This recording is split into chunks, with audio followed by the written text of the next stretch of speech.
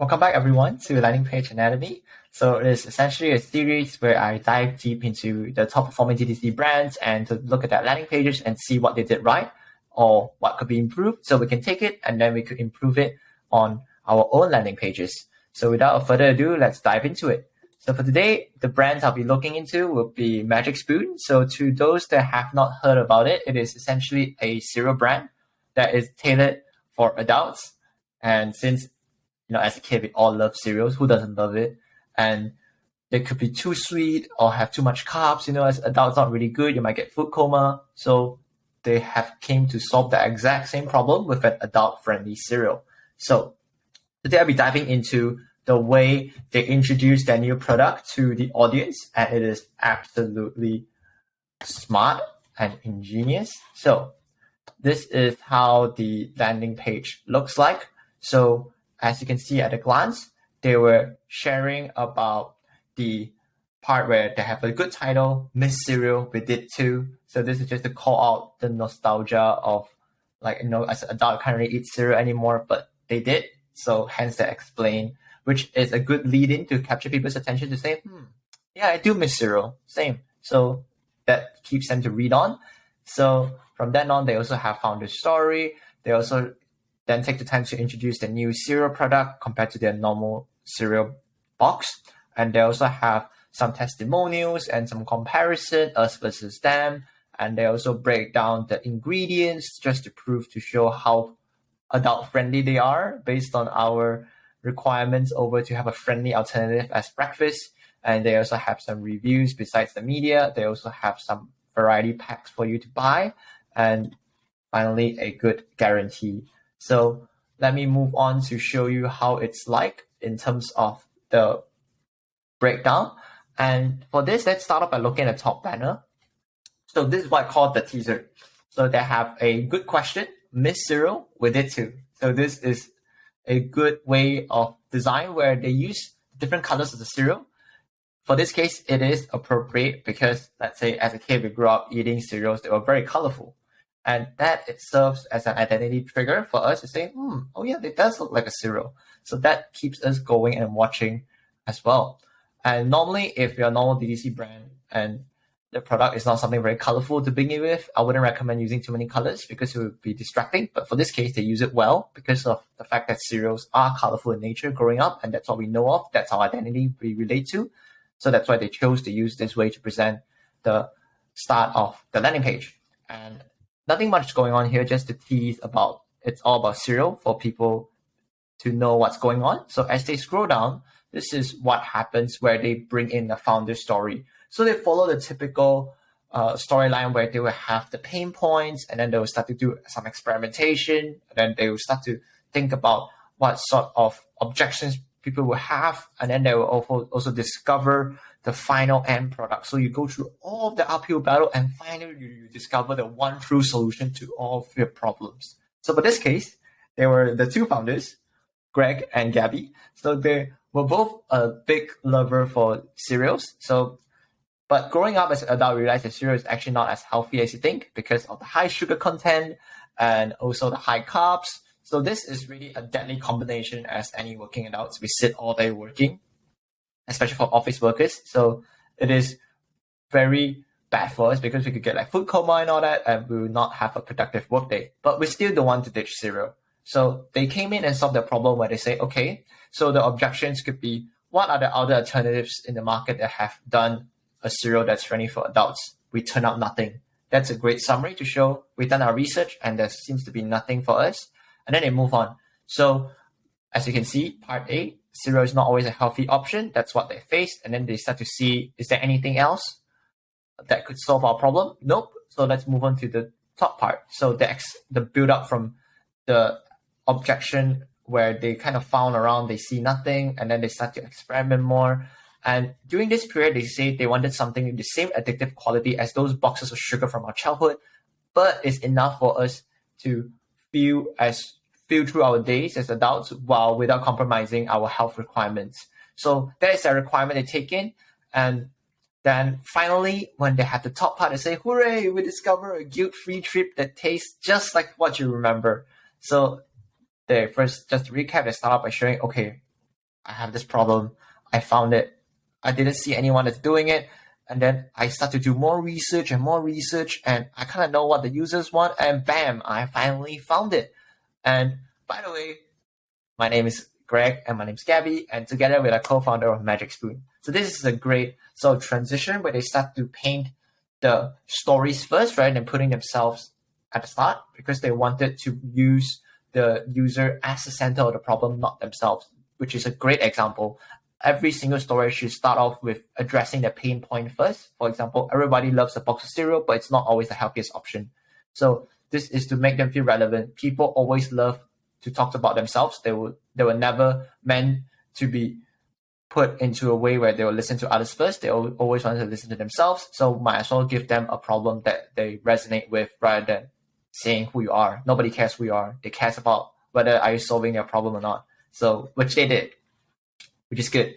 And this is the good storytelling that you can use as well, just to make sure you can have a build up. Like I try everything, doesn't work, it works. And then we are here to provide you the solution. So people, after reading this story, they'll be like, okay, it's a good cereal brand. I should check it out. I should read more. And from then on, they move on to product introduction. They say, introducing the bowl of your dreams, even painting more of the picture, the bold claim. Wow, a bowl of my dreams. It sounds like a pretty big claim.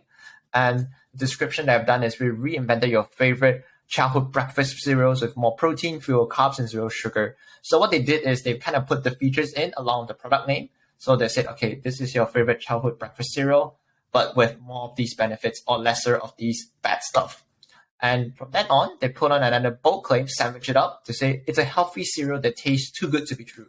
So you see what they did there? They said a bold claim, or bowl of my dreams, and then this is how we make it the bowl of your dreams. And this is so good that it is too good to be true.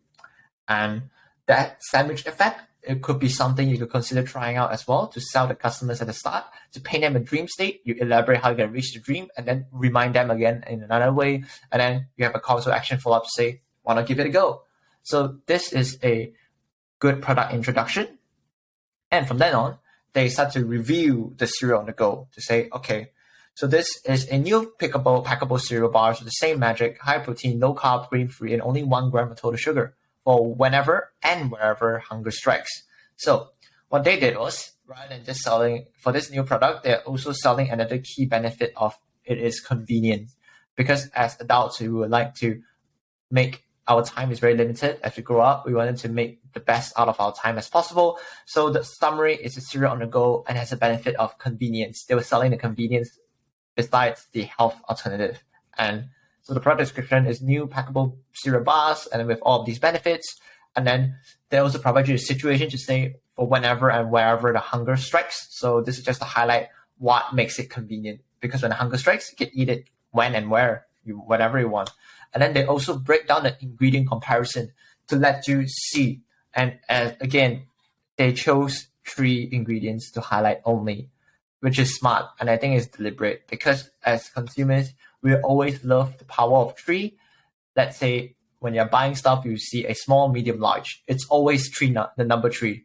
In case if you don't know why, because according to research, people do find that the total of 3 things is just enough for us to feel like we have a lot of options, but not too much that we feel overwhelmed. And for this case, they did a smart choice of just listing 3 ingredients. So we know that, okay, this is the benefits I'm getting. It sounds great. Let's do it. And from then on, after telling them a story and people be like, okay, the story makes sense and I'm interested, and introducing a product, they also move on to provide a social proof. So people might ask, what makes a product great? Is it new? Am I going to be the first time to try it out? People always wanted some reference as well, because we might never know. It could be a scam, right? It might sound too good to be true. So for this case, they have 3 companies, which is the Fast Company, Forbes, and Delish. So all of them give a good credibility towards the brand as well. For example, they have the Fast Company, the Forbes, Delish, all of them are contributing to what we call an authority bias. So where we tend to listen and follow people who we believe have higher or better reputation over compared to us ourselves when it comes to thinking whether it's a good product or not. So just like how we always follow the news companies for news-related stuff rather than listening to our friends, it's because they are the professionals. So it's good that they start off with putting some professional testimonials to let them know that they're legit. And they also highlight 3 benefits with the 3 testimonials as well. Again, a good power of 3. So they have a guilt-free, where it's not as unhealthy as kids' cereal. So you'll be like, oh, yay, I feel much more better, and encourage them to consume it. And second, it's also the fact that it tastes good. And with the quote of, you wouldn't know they're healthy kind of good. So it is a very good way to paint the picture for people to say, wow, it is not just tasty good, but it's also healthy. And what a good way to summarize it with that one sentence. And finally, we have the childhood memory. So it's a sense of nostalgia, where it will be a childhood memory for you eating up cereal. And this is a really good trip back down the memory lane. As always, people love to reminisce about the past. So give them a chance to reminisce again in a healthy way.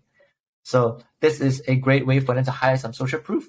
And from then, they move on to comparing their products with other products. So they have a us versus them.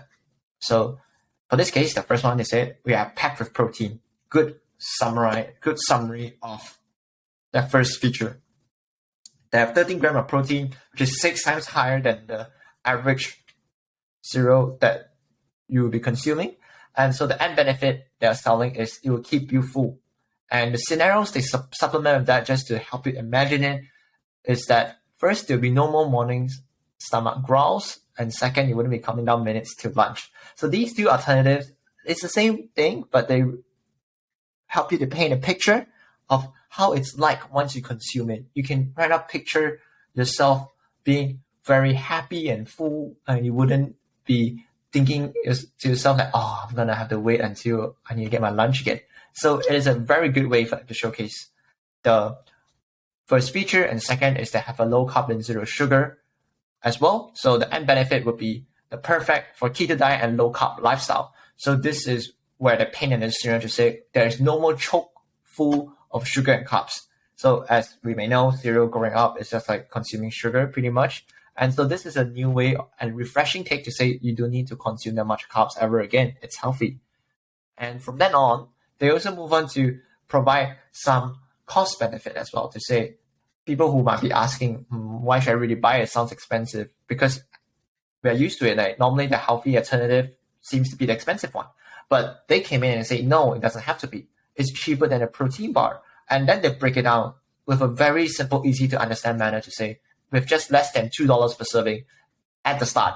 So this serves as an anchor effect. People tend to remember the first piece of information well. So after they read that, they will say, okay, it's $2 per serving, it's $2 per serving, it's $2 per serving. Then they'll compare it, let's say, next time in supermarkets.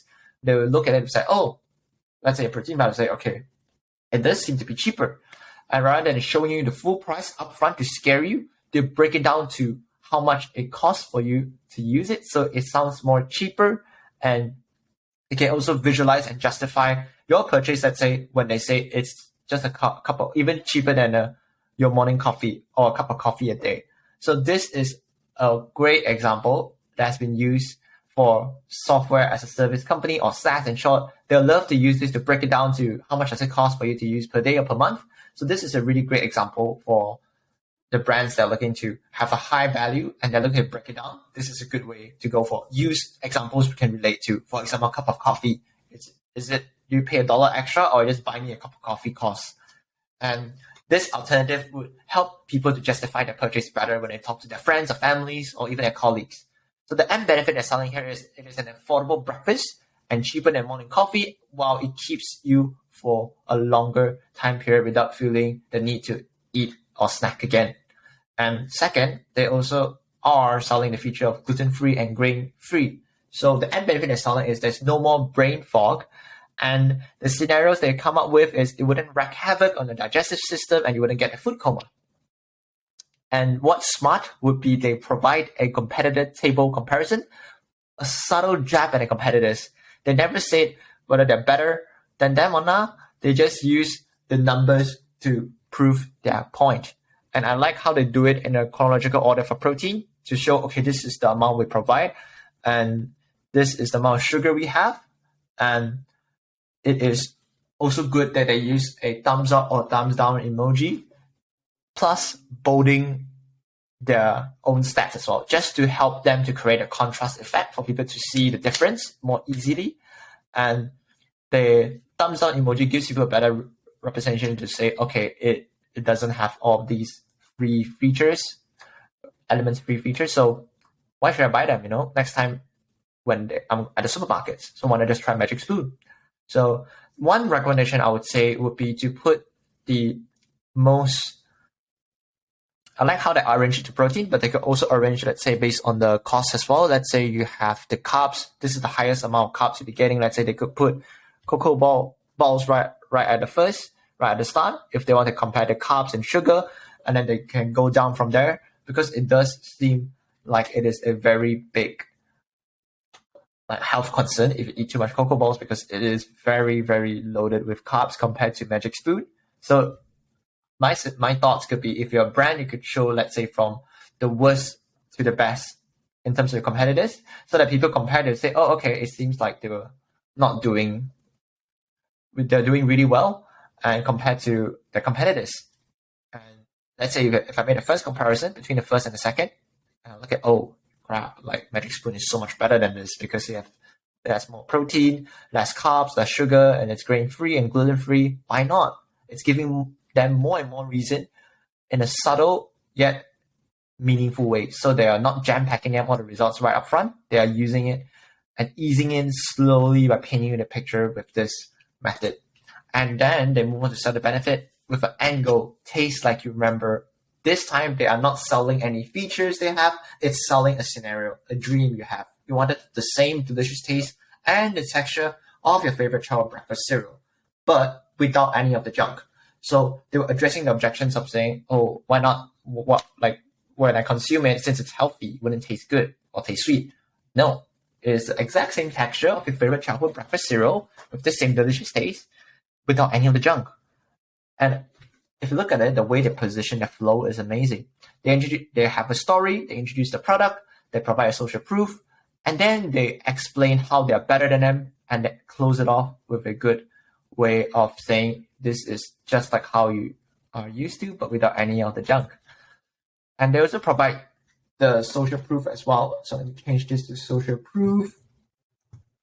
So it is essentially showing the fact that they have over 25,000 5-star reviews. So this is to highlight the fact that a lot of people have already bought it. So don't worry, you're not the first one, and you should consider purchasing the product as well.